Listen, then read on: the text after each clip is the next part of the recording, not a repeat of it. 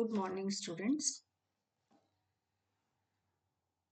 Utilisation of plants में wood शीर्षक के अंतर्गत आज हम टीक वुड के बारे में पढ़ेंगे।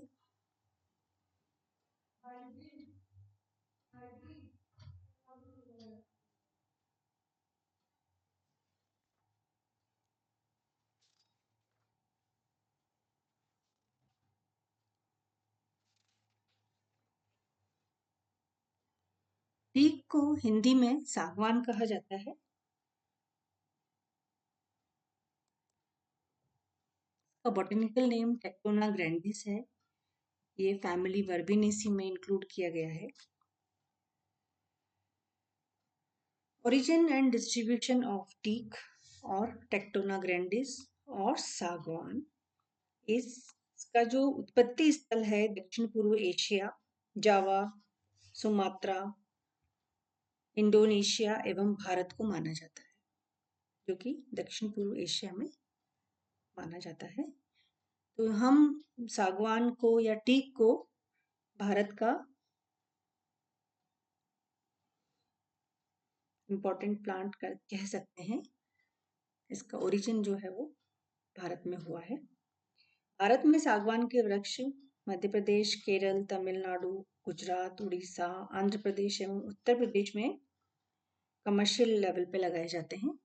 और राजस्थान में भी सागवान के वृक्ष बहुतायत रूप से पाए जाते हैं। राजस्थान में उदयपुर, बांसवाड़ा, चित्तौड़गढ़, डूंगरपुर जिलों में सागवान वृक्ष की अधिकता है। इसके बाद में हम आते हैं बोटेनिकल कैरेक्टर्स पे, यानी कि वानस्पतिक लक्षण। सागवान वृक्ष की जो लंबाई होती है वो 35 से 40 मीटर तक लंबा, काफी लंबा वृक्ष होता है। ये शाखित एवं डेसिडुअस तथा एक दीर्घायु वृक्ष है। इसकी वृक्ष कई वर्षों तक 100 ईयर्स तक हो सकती है। और जो इसके वृक्ष के जो तने का व्यास है वो 2.5 से 4.5 मीटर तक और इससे थोड़ा कम ज्यादा भी हो सकता है, जिस पर 9 मिलीमीटर चिकनी भूरी छाल होती है। इसके वुड के जो लट्ठे हैं इनमें हम देख सकते हैं 9 मिलीमीटर चिकनी भूरी छाल होती है। स्तंभ पर दीर्घवृत्तीय बड़ी बड़ी संवृत, सरल, सम्मुख और एंटायर लीव्स लगी हुई होती हैं। लीव्स का साइज बहुत बड़ा होता है, जिसकी लंबाई जो है वो 20 से 48 सेंटीमीटर तक हो सकती है, यानी कि अप्रोक्सीमेटली हाफ मीटर। पेनिकल पुष्प क्रम में व्यवस्थित पुष्प सफेद व छोटे, सहपत्री एवं उभयलिंगी होते हैं। इसके पुष्प के बारे में डिस्क्रिप्शन है, ये हम देख सकते हैं इसमें डायग्राम में। और सागवान का वृक्ष का जो फल है वो 4 चैम्बर्ड एक ड्रूप है। तो ये इसके वानस्पतिक लक्षण हैं। सागवान की अच्छी वृद्धि के लिए 22 से 27 डिग्री तापमान एवं 120 से 300 सेंटीमीटर एनुअल रेनफॉल वाले जो एरियाज हैं और जो कि समुद्र तट से करीबन 1000 मीटर तक की ऊंचाई पर हों, वो आदर्श माने जाते हैं। और सागवान के लिए जो जलोढ़, हल्की दोमट से भारी दोमट या जो कंकरीली सॉइल होती है वो उसमें इसकी अच्छी वृद्धि होती है। तो as far as climate is concern, 22 से 27 डिग्री तापमान, 120 से 300 सेंटीमीटर वर्षा और समुद्र तल से करीबन 1000 मीटर तक की ऊंचाई वाले जो एरियाज हैं, और वहां पर अगर जो मिट्टी है वो हल्की दोमट से भारी या कंकरीली या जलोढ़ हो तो वो इसके लिए उपयुक्त मानी जाती है। वहां पर इसका वृद्धि है वो बहुत अच्छी होती है। सागवान के वृक्षों का जो प्रोपोगेशन है वो बीजों के माध्यम से किया जाता है। बीज से छोटे पौधे तैयार करके फिर उनको ट्रांसफर करके उनसे ट्रीज तैयार किए जाते हैं। Now comes characteristics of teak would.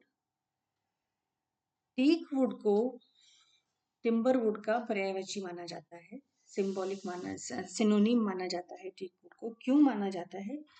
क्योंकि जो ये है, ये हमने देखा यहाँ पर, ये स्पष्ट रूप से सैपवुड, हार्टवुड में डिवाइडेड है। बाहर का जो रिंग है दिस इज सैपवुड एंड अंदर का जो डार्क कलर्ड रिंग है दैट इज हार्डवुड, तो ये उसमें विभाजित होता है। और जो परिधीय जो रस काष्ठ जो ये है, जो परिधीय जो सैपवुड है, या इसको हम रस काष्ठ भी कहते हैं, ये सफेद या हल्के पीले रंग की होती है और ये दीमक रेजिस्टेंट नहीं होती है। ये दीमक एवं फंगल रेजिस्टेंट नहीं होती है, तो ये काम की नहीं है, ज्यादा इसका व्यावसायिक उपयोग नहीं है। लेकिन जो हार्डवुड है इसकी, वो सुनहरी पीली और परिपक्व अवस्था में अधिक गहरी हो जाती है और इसमें कम जो फंगस और जो दीमक है उसके प्रति प्रतिरोधक क्षमता के होने के कारण ये ही व्यावसायिक दृष्टि से अत्यधिक उपयोगी होती है। इसमें सागवान का जो वुड है, ये रिंग पोरस टाइप का वुड है और इसकी काष्ठ छूने पर चिकनी एवं इसमें स्मेल होती है, तीव्र गंध होती है इसमें। और ये जो टेम्परेचर एवं ह्यूमिडिटी से ये अप्रभावित रहती है, इसलिए इसकी कमर्शियल वैल्यू बहुत ज़्यादा है। इसमें एनुअल रिंग्स जो है वो बहुत स्पष्ट हमें देखी जा सकती है। और सागवान काष्ठ जो है उच्च गुणवत्ता युक्त मानी जाती है और इसे प्राय एयर सीजनड करते हैं। जब इसकी सीजनिंग करते हैं तो उसमें एयर सीजनिंग करते हैं इसकी। और अब आते हैं हम यूजेस, सागवान के यूजेस। तो सागवान वृक्ष की काष्ठ के साथ साथ इसके अन्य भाग भी व्यवसायिक दृष्टि से बहुत उपयोगी हैं। इसकी पत्तियों से डाई प्राप्त की जाती है। सागवान के पादप के बीजों से साल बटर मिलता है जो कि चॉकलेट निर्माण में उपयोगी है। तो पत्तियां यूज में हो गई, सीड्स यूज में हो गए। सागवान के फल का भी औषधीय उपयोग है, इसका जो ड्रूप फल है वो भी मेडिसिनली इम्पोर्टेंट है। और सागवान वृक्ष की जो छाल है उसका उपयोग सेलुलोज उत्पादन एवं टैनरीज में किया जाता है। चर्म शोधन की जो हमारे कारखाने होते हैं उनमें इसकी इसकी जो ये बार्क है, हमने कहा था ये 9 मिलीमीटर मोटी बार्क इस पे होती है, तो ये बार्क बहुत उपयोगी है। ये टैनरीज इंडस्ट्री में काम आती है और इससे सेलुलोज भी बनाया जाता है। सागवान के तने से प्राप्त साल डामर नामक एक ओलियो रेजिन हमें मिलता है। इसके तने से साल डामर नामक एक ओलियो रेजिन मिलता है जिसका उपयोग जूता polish, paint, carbon paper, typewriter इत्यादि के फीते इत्यादि के निर्माण में किया जाता है। इससे उत्तम किस्म का फर्नीचर तो बनता ही है। और रेलवे स्लीपर, पुल निर्माण, कृषि यंत्रों में भी इसकी वुड का उपयोग किया जाता है। तो इस प्रकार से सागवान जो है वो बहु उपयोगी पादप है, जिसका कि हर एक पादप भाग जो है वो इकोनॉमिकली इम्पोर्टेंट है, काष्ठ तो है ही। अब हम एक दूसरे टीक पर आते हैं जिसको कि हम मारवाड़ टीक कहते हैं। इसका कॉमन नेम रोहिड़ा है। इसको हम रोहिड़ा भी कहते हैं और इसको मारवाड़ टीक भी कहते हैं। इसका बोटेनिकल नेम टिकोमेला एंडुलेटा है और इसकी फैमिली बिग्नोनिएसी है।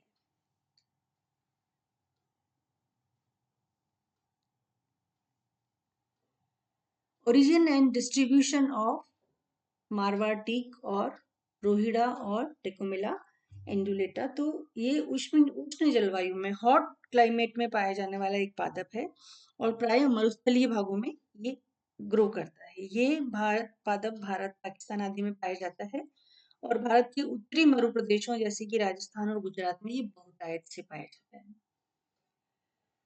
इसके बॉटेनिकल कैरेक्टर्स जो हैं, रोहिड़ा का जो वृक्ष है, यहाँ हम देख पा रहे हैं इसकी इमेज। रोहिड़ा का जो वृक्ष है 5 to 9 मीटर की ऊंचाई पर, लगभग 5 to 9 मीटर की ऊंचाई और 1.5 से 2.5 मीटर इसके तने का व्यास होता है। डायमीटर इसका होता है 1.5 से 2.5 मीटर तक का इसके तने का व्यास होता है।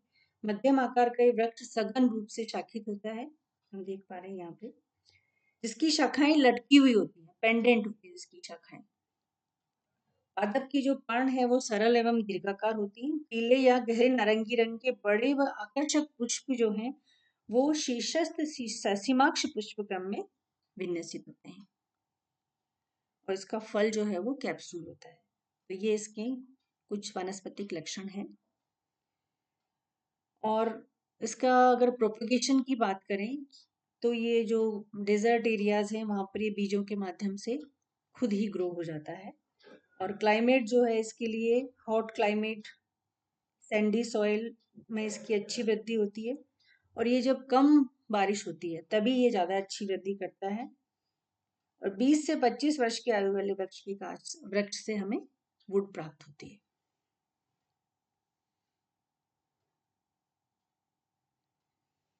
ये जो करेक्टर्स हैं, रोहिड़ा की जो वुड है, इसके जो करेक्टर्स हैं, इसकी कास्ट भी हार्टवुड और सैपवुड में स्पष्ट रूप से विभेदित होती है। और जो हार्टवुड है वो धारियों युक्त एवं भूरे रंग की होती है।